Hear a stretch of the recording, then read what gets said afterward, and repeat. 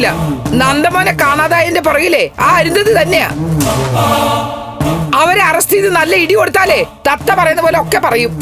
പക്ഷെ അമ്മ, അവർക്കെതിരെ കേസ് കൊടുത്ത നന്ദന് തന്നെ കുഴപ്പം വരില്ലേ? മറച്ചു വെച്ച എല്ലാ രഹസ്യങ്ങളും പോലീസിനോട് പറയേണ്ടി വരില്ലേ? എന്റെ ഈശ്വര, ഒരു സമാധാനം കിട്ടുന്നില്ലല്ലോ. എടാ, നിനക്കിതിൽ ആരെങ്കിലും സംശയമുണ്ടോ?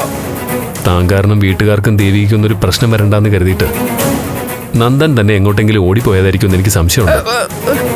ഏയ് അല്ല, ഇതിന്റെ പുറകിൽ അരുന്ധതി തന്നെയാ. പ്രഭകുഞ്ഞോട് അവർക്ക് പണ്ടേ വൈരാഗ്യമില്ലേ? മോന്റെ പ്രശ്നം കൂടി ആയപ്പോ പക ഇരട്ടിയായി കാണും. മുരളി, നീ ചന്ദ്രോത്തി എന്നൊന്ന് പറ, അരുന്ധതിന് വീട്ടിൽ ചെന്ന് അന്വേഷിക്കാൻ. അങ്ങനെ എടുത്തു ചാടി എന്തെങ്കിലും ചെയ്യേണ്ടതല്ലമേ ഈ പ്രശ്നം. കാര്യങ്ങൾ വളരെ ഗുരുതരോ. ഒരു നൂൽപാലത്തിൽ കൂടി പോകുന്ന ശ്രദ്ധ വേണം. എന്തൊക്കെയാ നടക്കാൻ പോകുന്നെന്ന് ഒരു പിടിയുമില്ല.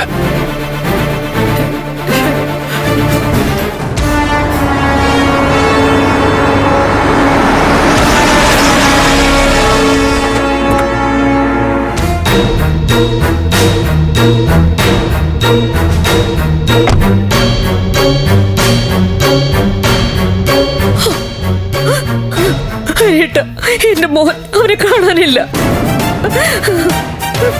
പ്രഭ ടെൻഷനാകാതെ. അവനെവിടെ പോയതാ ഹരിയേട്ട? എന്റെ മോനെ കണ്ടെത്തിത്താ. പ്രഭ, നമുക്ക് അവനെ കണ്ടെത്താം. എവിടെയാണെങ്കിലും തിരിച്ചു കൊണ്ടുവരാം.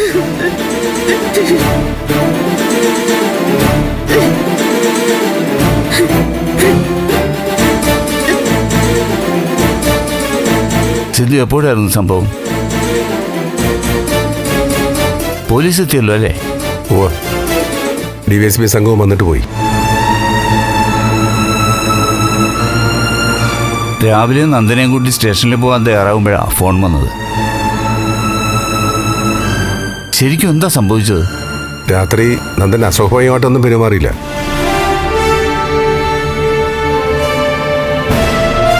രാവിലെ സ്റ്റേഷനിൽ പോകാൻ മാനസികമായി ഒരുങ്ങിയിരുന്നതാ. ദേവികയായിട്ട് സംസാരിച്ചു. എന്നോട് വളരെ പോസിറ്റീവായിട്ടാ സംസാരിച്ച. അമ്മയോട് നല്ല രീതിയിലാണ് സംസാരിച്ച. രാവിലെ കോഫിയായിട്ട് പ്രഭ ചെല്ലുമ്പോൾ ആളെ കാണാനില്ല. കത്തോ കുറിപ്പോ അങ്ങനെ വല്ലതും കിട്ടിയിരുന്നോ? ഇല്ല അങ്കിൾ, അങ്ങനൊന്നും കണ്ടില്ല. എനിക്ക് തോന്നുന്നത് നന്ദൻ പേടിച്ചിട്ട് എങ്ങോട്ടെങ്കിലും മാറിയതായിരിക്കുമെന്നാ.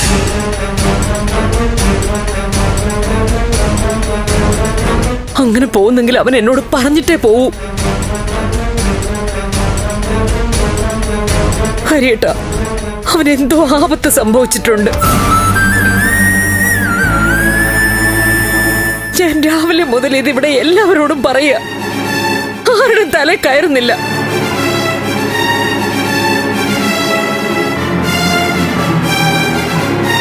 പോലീസ് വരുന്നു, അന്വേഷിക്കുന്നു, പോകുന്നു. ഇവരെന്തൊക്കെയോ പറയുന്നു. അല്ലാതെ ഇത്രയും സീരിയസ് ആയ ഒരു കാര്യം നടന്നതിന്റെ ഒരു ഫീലും ഇവിടെ ആർക്കും ഇല്ല.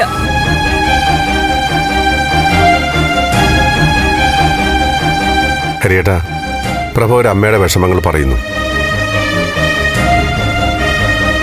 ഞങ്ങളെല്ലാവരും അതിന്റെ പിറകിൽ തന്നെയാ. ഹരിയേട്ടൻ പറഞ്ഞതുപോലെ നന്ദൻ സ്വയം അങ്ങോട്ടോ മാറി നിൽക്കുന്നതായിരിക്കും. ഞാൻ ചില കാര്യങ്ങൾ പറയാം. പ്രഭയുടെ ടെൻഷനും വിഷമമൊക്കെ സ്വാഭാവികമാണ്. അതിന് പ്രഭയെ കുറ്റം പറയേണ്ട കാര്യമില്ല.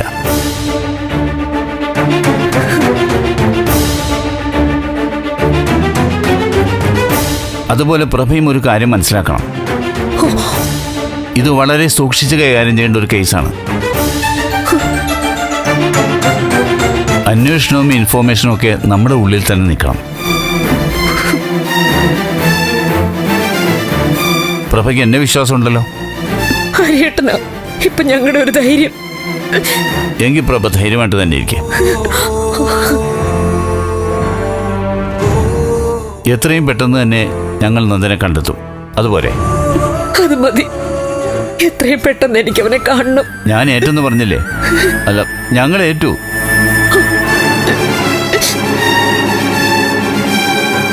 മാഡം, നമുക്ക് ഹരിസാറിന്റെ വാക്കുകൾ വിശ്വസിക്കാം. ആ സിദ്ധു, നമുക്ക് അത്യാവശ്യമായിട്ട് 1-2 സ്ഥലങ്ങളിൽ പോകാനുണ്ട്.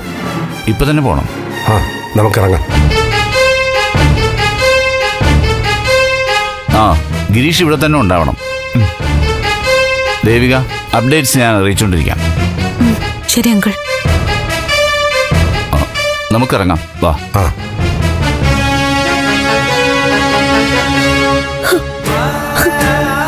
ഈശ്വര, എന്റെ മോനെ എത്രയും പെട്ടെന്ന് തിരിച്ചു തരണേ. അമ്മേ,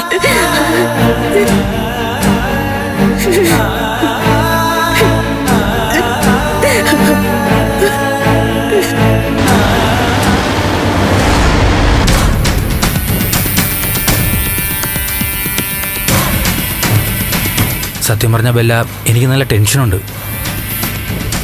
ചന്ദ്രോത്തുകാർ അടങ്ങിയിരിക്കില്ല. പിന്നെ ദേവിക MLA ആ. നന്ദനെ കണ്ടുപിടിക്കാൻ അവൾ ഏതറ്റം വരെയും പോവും. പ്രത്യേക അന്വേഷണ സംഘമൊക്കെ വന്നേക്കും. പ്രത്യേക അന്വേഷണ സംഘോ പ്രത്യേകത ഇല്ലാത്ത അന്വേഷണ സംഘോ ഏതോ വന്നോട്ടെ, അവർക്കൊരു തുമ്പും തുരുമ്പും കിട്ടാൻ പോകുന്നില്ല. അത്ര പെർഫെക്റ്റ് ആയിട്ടാ ഈ ഓപ്പറേഷൻ നടത്തിയിരിക്കുന്നത്. ആ രീതിക്കുള്ള നിർദ്ദേശങ്ങളാ ഞാൻ കൊടുത്തിരിക്കുന്നത്.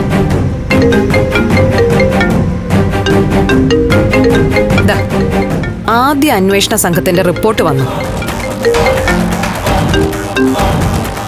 ഹലോ പാപ്പ. നിന്നെ സമ്മതിച്ചിരിക്കുന്നു. ഇത്തവണ നിന്റെ പ്ലാനിങ്ങൊക്കെ തെറ്റൊന്നും കാര്യങ്ങൾ കൈവിട്ടു പോകുമെന്ന് പേടിച്ചിട്ടാ ഞാൻ ചന്ദ്രോത്തെത്തിയെ. എന്നിട്ട് നീ അയച്ചോറ് 101% കൃത്യതയോടെ കാര്യങ്ങൾ ചെയ്തിരിക്കുന്നത്. പിടിവലിയുടെ ലക്ഷണങ്ങളൊന്നുമില്ല. എന്തെങ്കിലും അക്രമം നടന്നതിന്റെ അടയാളങ്ങളുമില്ല. വിരലിലെ അടയാളമോ പാടോ പൊട്ടോ ഒന്നുമില്ല. ഇനി പോലീസ് സേന ഒന്നാകെ വന്ന് അന്വേഷിച്ചാലും പ്രത്യേകിച്ച് ഒന്നും സംഭവിക്കാൻ പോകുന്നില്ല. എന്തായാലും നിന്നെ ഞാൻ സമ്മതിച്ചിരിക്കുന്നു. എന്റെ പാപ്പ, മുമ്പ് പലപ്പോഴും പറ്റിയ പാളിച്ചകളിൽ നിന്നുള്ള തിരിച്ചറിവോടുകൂടിയാ ഞാൻ ഈ ഓപ്പറേഷൻ ഇറങ്ങിയത്. പഴയ തെറ്റുകളൊക്കെ ഞാനിതിൽ തിരുത്തി. അതിരിക്കട്ടെ, അവരുടെ അടുത്ത നീക്കം എന്താ? പാപ്പന്റെ മുകളിലുള്ള ഓഫീസർമാരൊക്കെ വരുമോ? അതോ പത്രസമ്മേളനം നടത്തുമോ? അതാ അടുത്ത പ്ലസ്. പത്രസമ്മേളനം ഒന്നുമില്ല. വാർത്തയായി പ്രശ്നങ്ങളൊന്നും ഉണ്ടാകാതിരിക്കാൻ രഹസ്യ സ്വഭാവം നിലനിർത്തും. വാർത്ത ലീക്കാവത്തില്ല. അതായത് ഒക്കെ എന്റെ കൈ നിൽക്കുമെന്ന്. ഓക്കെ. അല്ല, ചന്ദ്രോത്തെ അന്തരീക്ഷം എങ്ങനെയാ? നന്ദനെ കാണാത്തതിന്റെ ഒരു പൂല് അവിടെ ആ പടയുണ്ട്. ദൈവിക വിഷമങ്ങളൊക്കെ അടക്കി പിടിച്ച് നിൽക്കുക. പക്ഷെ ആ പ്രഭാതി കിടന്ന് കയറുപൊട്ടിക്കാൻ നോക്കുന്നുണ്ട്. പൊട്ടിക്കാൻ നോക്കട്ടെ. പക്ഷേ എത്രയൊക്കെ ശ്രമിച്ചാലും പൊട്ടാൻ പോകുന്നില്ല. ആ രീതിയിലാ ഞാനൊക്കെ കെട്ടിപ്പൊട്ടിയിട്ടുള്ളേ. പിന്നെ അവരൊരുപാട് ചാടിയ അവരെയും പൊക്കും.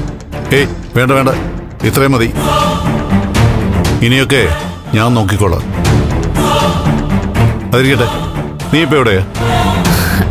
കഥാനായകനെ കാണാൻ പോവാ, നന്ദന്റെ അടുത്തേക്ക്. അവൻ ബഹളം ഉണ്ടാക്കാതെ നോക്കണം. അവനെ കൂടെ നിർത്തണം. ഭീഷണിയൊന്നും വേണ്ട, സ്വാധീനിച്ച് വശത്താക്കണം.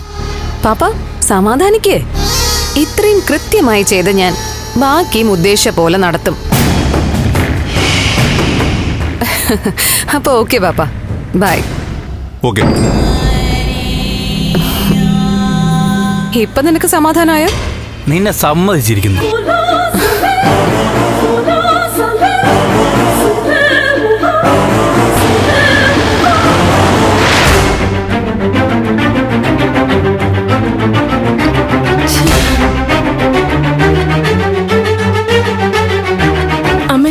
അമ്മ അച്ഛനൊന്നും വിളിച്ചിട്ട് ഫോൺ എടുക്കുന്നില്ല. അമ്മേ, നമുക്കൊരു കാർ പിടിച്ച് ചന്ദ്രത്തേക്കൊന്ന് പോയാലോ? നീ ഒന്ന് അടങ്ങ് രജനി. ഗിരി ഇങ്ങോട്ട് വരട്ടെ. ഇതാ വന്നല്ലോ.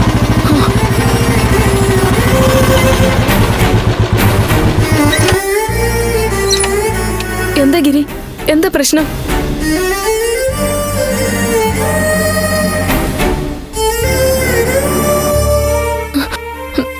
ഗിരി എന്തോന്നും മിണ്ടാത്തത്? പറ ഗിരി. എന്റെ മോനെ, നീ ഇവിടുന്ന് പോയത് മുതൽ രജനി ആകെ വെപ്രാളത്തിലാ. ഗിരി എന്താ അത്യാവശ്യമായിട്ട് പോയത്? ചന്ദ്രത്ത് പ്രശ്നം വല്ലതുണ്ടോ? പ്രശ്നമുണ്ട്. എന്താ? അത് രാഷ്ട്രീയ പ്രശ്നമാണ്. ദേവികയുടെ ചില പാർട്ടി കാര്യങ്ങൾ ഞങ്ങളുടെയും കൂടെ സംഘടനയായിട്ട് ബന്ധപ്പെട്ടതാ.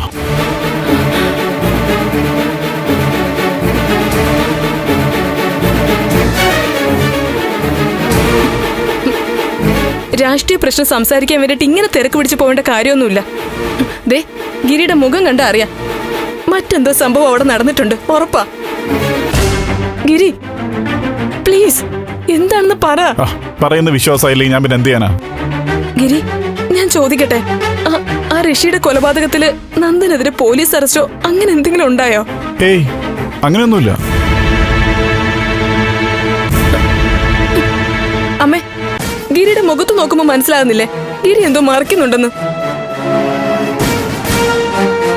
എന്താടാ മോനെ, നിനക്കൊരു വിഷമം പോലെ? ഒന്നുമില്ലമ്മേ. ഗിരി പ്ലീസ്, കാര്യം എന്താണെന്ന് പറ. രജനി നോക്ക്, ആവശ്യമില്ലാതെ ടെൻഷനൊന്നും എടുക്കരുത്. പ്രഗ്നൻസി പീരീഡ് സമാധാനമായിട്ടും സന്തോഷത്തോടെ ഇരിക്കേണ്ടത്. അങ്ങനെ സമാധാനമായിട്ട് ഇരിക്കണമെങ്കിൽ നടന്നത് എന്താണെന്ന് അറിയണം. ഗിരി എന്തോ ഒളിക്കുന്നുണ്ടെന്നുള്ളത് ഉറപ്പാ. എനിക്കറിയണം, ഗിരി പറഞ്ഞേ പറ്റൂ. ഞാൻ പറയാം. നന്ദനെ കാണാനില്ല.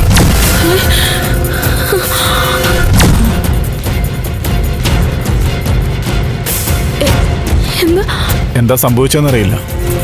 ഇന്നലെ ഉറങ്ങാൻ കിടന്നായിരുന്നു. ഇന്നിപ്പോ പോലീസ് സ്റ്റേഷനിൽ പോകാൻ മാനസികമായി തയ്യാറായിരുന്നതാ. പക്ഷേ വെളുപ്പിന് നന്ദൻ വീട്ടിലില്ല. എന്റെ ഈശ്വര,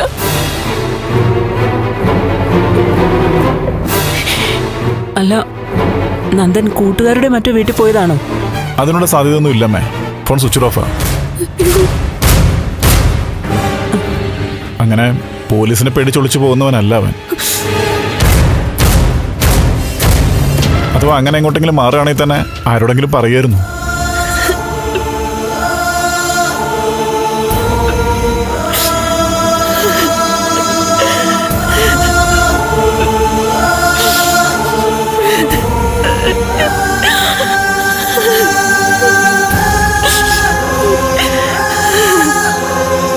രജനി, പോലീസ് സജീവമായിട്ട് അന്വേഷിക്കുന്നുണ്ട്. ഡിവൈഎസ്പി ടീമും വീട്ടിൽ വന്നിരുന്നു. ഇന്ന് തന്നെ അവനെ കണ്ടെത്തും.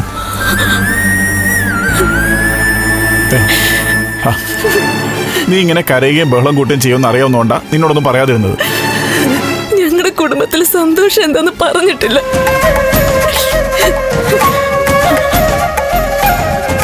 ഇത് അരുന്ധതിയുടെ ആൾക്കാർ തന്നെയാവും ചെയ്തത്. ഞാൻ പറഞ്ഞല്ലോ രജനി, അന്വേഷണം നല്ല രീതിയിൽ തന്നെ നടക്കുന്നുണ്ട്. ചിലപ്പോ നന്ദ സ്വയം ഒന്ന് മാറി നിന്നതും ആവാം. നീ ഒന്ന് ക്ഷമിക്കേ, വൈകാതെ നമുക്ക് കാര്യങ്ങൾ വ്യക്തമാവും. അവന്റെ ജീവിതം ഇങ്ങനെ ആയല്ലോ. എത്ര സന്തോഷത്തോടെ കഴിഞ്ഞിരുന്നവന്. എന്നാ ദേവിക അവന്റെ ജീവിതത്തിലേക്ക് വന്നോ അന്ന് മുതൽ അവന്റെ ജീവിതം താറുമാറായി. അതിനിടയിലും ദേവികയെ കുറ്റപ്പെടുത്തിയാലേ നിനക്ക് സമാധാനമാവുള്ളൂ അല്ലേ? ഇതിന്റെയൊക്കെ പിറകില് അവളുടെ കൈയുണ്ടോന്ന എന്റെ സംശയം. ഇതെന്ത് കഷ്ടമാണ്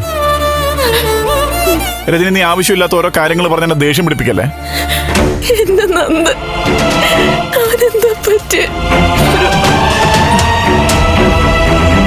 മോളെ, എടാ,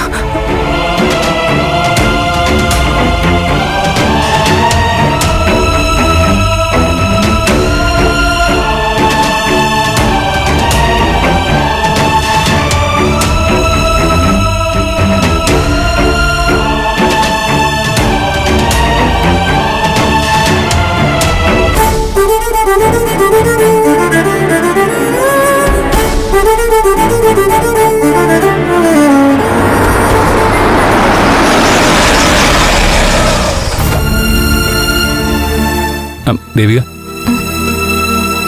എന്താ മുരളേട്ടാ? ദേവിക, ഞാൻ MLA-യുടെ ഡ്രൈവറാ. വ്യക്തിപരമായ ബന്ധങ്ങളുണ്ടെങ്കിലും സത്യം അതാണല്ലോ. അതുകൊണ്ട് തന്നെ എല്ലാ കാര്യങ്ങളിലും ഡ്രൈവർക്ക് അഭിപ്രായം പറയാൻ പാടില്ല എന്നറിയാം. എങ്കിൽ ഡ്രൈവർ അഭിപ്രായം പറയണ്ട.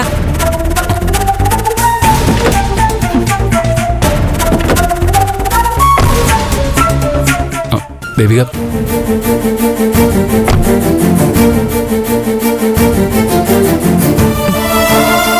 ഡ്രൈവർക്ക് കൂടുതൽ എന്തെങ്കിലും പറയാനുണ്ടോ? അല്ല, ഞാൻ ഓരോ കാര്യങ്ങളായിട്ട് ഭ്രാന്ത് പിടിച്ച് നടക്കുമ്പോ മുരളേട്ടൻ്റെ ഓരോ ഡയലോഗുകൾ. കാര്യം എന്താന്ന് വെച്ചാ പറ മുരളേട്ടാ. അല്ല, നന്ദനെ കാണാതായിട്ടും അതിന്റെ ഒരു ടെൻഷനും വെപ്രാളമൊന്നും ദേവികയുടെ മുഖത്ത് കാണുന്നില്ലെന്നാണ് എല്ലാരും പറയുന്നത്. ഏതെല്ലാരും? അല്ല, എനിക്കും അങ്ങനെ തോന്നി. നന്ദനുമായിട്ട് പിണങ്ങി നിൽക്കുന്നോണ്ടാണോ ഇങ്ങനെ വിഷമില്ലാതെ നടക്കുന്നത്? നിങ്ങൾ തമ്മിലുള്ള അകൽച്ച ഇതുമായി കൂട്ടിക്കെട്ടണ ദേവിക. നന്ദനെക്കുറിച്ചുള്ള അന്വേഷണം ആ കാരണം കൊണ്ട് ഉഴപ്പരുത്. ഞാനിതിന് മറുപടി പറയുന്നില്ല മുരളേട്ടാ. എന്നെ കുറിച്ച് എല്ലാം അറിയാവുന്ന ആളെന്നാ മുരളേട്ടിനെ കുറിച്ചുണ്ടായിരുന്ന ധാരണ. ഇപ്പൊ മനസ്സിലായി എന്നെ കുറിച്ച് ഒരു ചുക്കും അറിയില്ലാന്ന്. അല്ല, ഞാൻ ഇപ്പോഴത്തെ എന്റെ മാനസികാവസ്ഥയെ കുറിച്ച് എത്ര പറഞ്ഞാലും മുരളേട്ടൻ ചിലപ്പോ മനസ്സിലാവില്ല.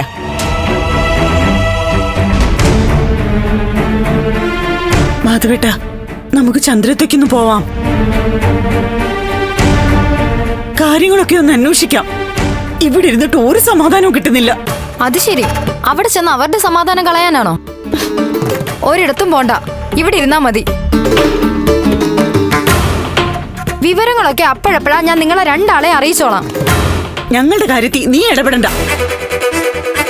അങ്ങനെയാണെങ്കിൽ ചന്ദ്രോത്ത കാര്യത്തിൽ നിങ്ങളും ഇടപെടണ്ട. എന്തായാലും പറഞ്ഞേ. ഒന്ന് വെറുതെ ഇരിക്കോ? ഒരാളെ കാണാനില്ല, അതിന്റെ ഇടയിൽ ഓരോന്നും പറഞ്ഞ് വീട്ടിലുള്ളവർ തമ്മിൽ വഴക്ക്.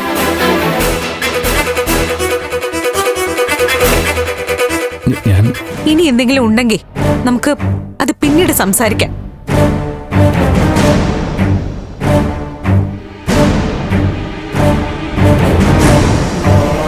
മുരളേട്ടൻ കേറുന്നില്ലേ? ഇല്ല. എന്നാ വെയിറ്റ് ചെയ്യ്, നമുക്കിപ്പോ തന്നെ ഇറങ്ങാം. നമുക്ക് ഉടനെ പോണം. ഇനി എവിടെ പോവാനാ? അതൊക്കെ പറയാം. ദേവിക, സോറി, ഞാൻ കുറ്റപ്പെടുത്തിയതല്ല. എന്റെ മനസ്സിൽ വന്നതങ്ങ് പറഞ്ഞത്. ആയിക്കോട്ടെ.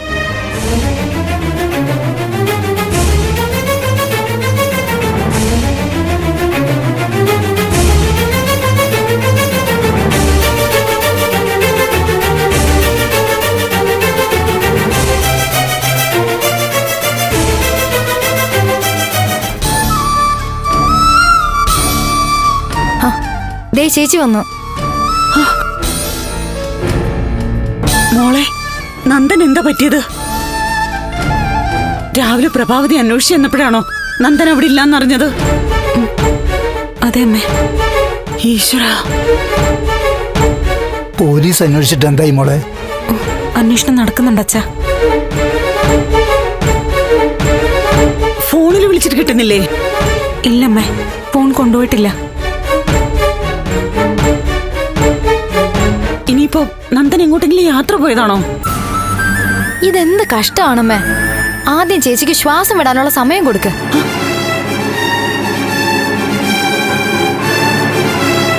എന്റെ ചേച്ചി നന്ദേട്ടനെ കാണാനില്ല എന്നുള്ള കാര്യം ഞാൻ അറിയാതൊന്ന് പറഞ്ഞുപോയി.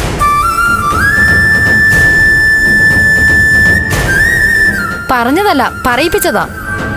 ആ സമയം മുതൽ ഇതുവരെ ചെവി കേൾപ്പിച്ചിട്ടില്ല. അമ്മേ, വിഷമിക്കാതെ. പോലീസ് അന്വേഷണം തുടങ്ങിയിട്ടുണ്ട്.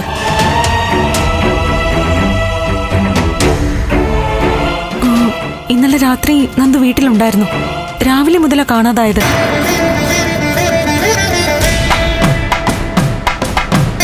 എത്രയും പെട്ടെന്ന് കണ്ടെത്തും. ഇനി പോലീസ് സ്റ്റേഷനിൽ പോവേണ്ടി വരുമെന്ന കാര്യത്തിൽ എന്തെങ്കിലും പേടി വന്നിട്ട് എങ്ങോട്ടെങ്കിലും മാറിയതാണോന്നും അറിയില്ല.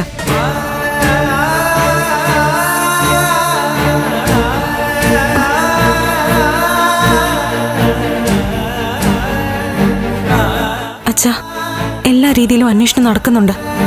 വൈകാതെ നല്ല വാർത്ത കിട്ടും. സമാധാനമായിട്ടിരിക്കെ. കുഴപ്പമൊന്നും ഉണ്ടാവില്ലല്ലോ അല്ല മോളെ? പേടിക്കണ്ട അച്ഛാ. എനിക്കിതുമായി ബന്ധപ്പെട്ട് 1-2 ഇടങ്ങളിൽ പോണം. തിരികെ വരാൻ വൈകും. ചിലപ്പോ ഇന്ന് വരാൻ പറ്റിയില്ലെന്നും വരും. അതില് ടെൻഷനൊന്നും ആവണ്ട. അതൊന്ന് നേരിട്ട് പറഞ്ഞിട്ട് പോവാന്ന് വെച്ചിട്ടാ ഞാനിപ്പോ വന്നേ.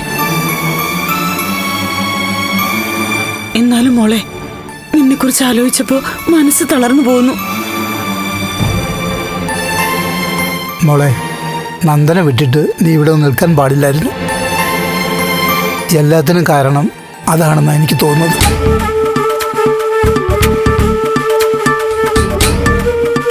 നിന്നെ കൈവിട്ടു പോകുമെന്നുള്ള പേടി ഉണ്ടായിരുന്നിരിക്കും നന്ദന്.